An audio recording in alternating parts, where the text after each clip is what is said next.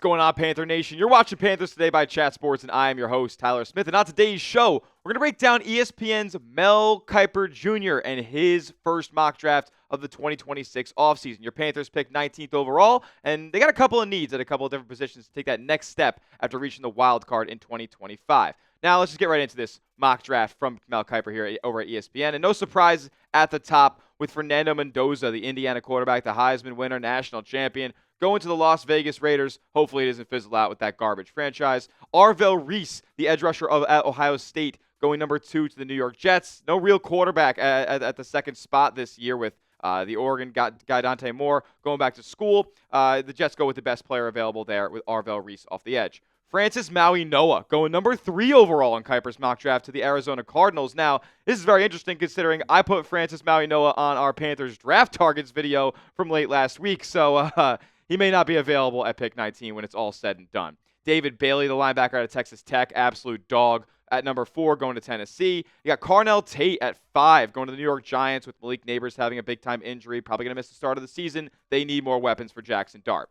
Number 6, the Cleveland Browns taking Spencer Fano, the offensive tackle from Utah, an absolute just mauler on the edge there. He's going to be a really good bookend tackle over in Cleveland. At number 7, going to Washington, we got Ruben Bain. I mean, you want to talk about freak athletes, just straight up, I'm scared of this guy on the defensive line. Yeah, Ruben Bain Jr. fits that bill. Jordan Tyson, the big-time wide receiver out of Arizona State. Big frame, go up and get it ball guy. Has some injury concerns, though, so he slips down to number 8 to the Saints. Jeremiah Love, I mean, the NFL might be cooked if the Kansas City Chiefs get the electrifying running back from Notre Dame at pick number 9. Please, somebody take him beforehand. And then Caleb Downs. I mean, honestly, if Kansas City had the choice, they may go Caleb Downs there at 9. I'm a little surprised Kiper had Caleb Downs, one of the most pro-ready players in the draft, probably just because he plays safety, falling all the way to number 10 to Cincinnati. That would be an instant upgrade on that terrible defense. At 11, we got Keldrick Falk of the Auburn Tigers going to the Miami Dolphins. They need more pass rush. Sonny Styles, going to the Cowboys at pick 12. That was a big-time Panthers draft target for me with off-ball backer being such a priority. Jermod McCoy going to the Rams at pick 13. That's the Atlanta Falcons selection there. I mean, it's crazy that they have that pick. Mekhi Lemon, another player who I was interested in potentially going to Carolina here, but he goes at pick 14 to Baltimore. Lamar needs more weapons over there. And then Kenyon Sadiq. So we're just getting everybody taken from our Panthers draft targets video before pick 19 rolls around.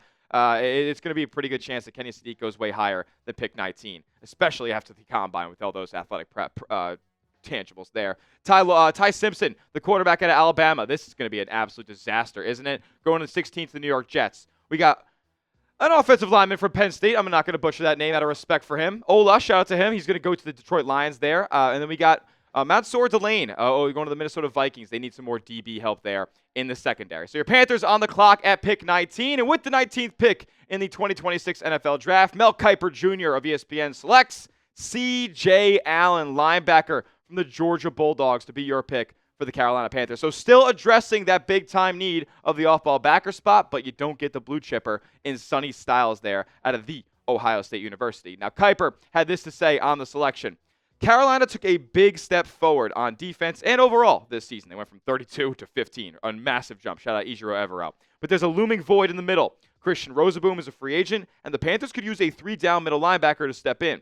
Allen is a read and react player who sees it and goes. In 2025, Allen had 97 tackles. He can also chip in with the pass rush, and you'll see him drop in coverage on tape. So essentially, this is just a do-it-all type of linebacker. And look, when you're taking a guy who's wearing the green dot on the Georgia Bulldogs defense, more often than not, you're probably going to hit on those picks. So I like the selection here of C.J. Allen. And look, off-ball backer is my number one position of need. I've been pounding the table talking about go out there and give all the money to Devin Lloyd of the Jacksonville Jaguars. But in addition to that, I would say go address it in the draft as well. And I wouldn't mind if it was in the first round here because C.J. Allen is an absolute player. Like Mel said, he does it all over the field. He just reads and reacts. Wherever the play is, whether it's run, pass, does not matter. He is going to go out there and make a play. Had 3.5 sacks in 2025, 8 TFLs, but 4 PBUs. He's honestly solid in coverage as well. He had an interception back in 2024 in addition to 5 PBUs. This guy's really come out of the scene here over the last few seasons. I mean, he's started pretty much every game for the Georgia Bulldogs over the last 3 years. And in coverage, I mean, that's not too bad at an off-ball backer spot. I know he's allowing a QB rating of 87, but, like, That's not too bad. He didn't allow any touchdowns in coverage this season in a really, really good SEC. So I'm not gonna lie. Mel kind of cooked with this pick for the Carolina Panthers. This is a guy who is going to be probably starting on this team right away if he ends up getting that selection at pick 19. Now, coming up next, we're going to talk more Panthers draft selections from other mock drafts around the internet. Who's got it from CBS? Who's got it from PFF? Yahoo? Who are the people out there nationally selecting for your Carolina Panthers when the time comes in April? We'll break that down in a moment, but get your red pens out before we do. Go grade that pick of C.J. Allen to the Panthers at 19 down in the comment section. A, B, C, D, or F. What do you guys think of that Panthers pick at 19 by Mel Kiper Jr.? Comment below. All right, so some other Panthers mock drafts coming around here. Dane Brugler of The Athletic going with Peter Woods of the Clemson Tigers here. Now, my guy Jake Chipper was very, very adamant that Peter Woods is going to be a dog in the NFL. Am I going to take his word for it? I don't know. He doesn't know that much ball. But Peter Woods is one of the better standout players for the Clemson Tigers this year, and a very down year for them. So I wouldn't mind this pick. We all know the Panthers need to address defensive line.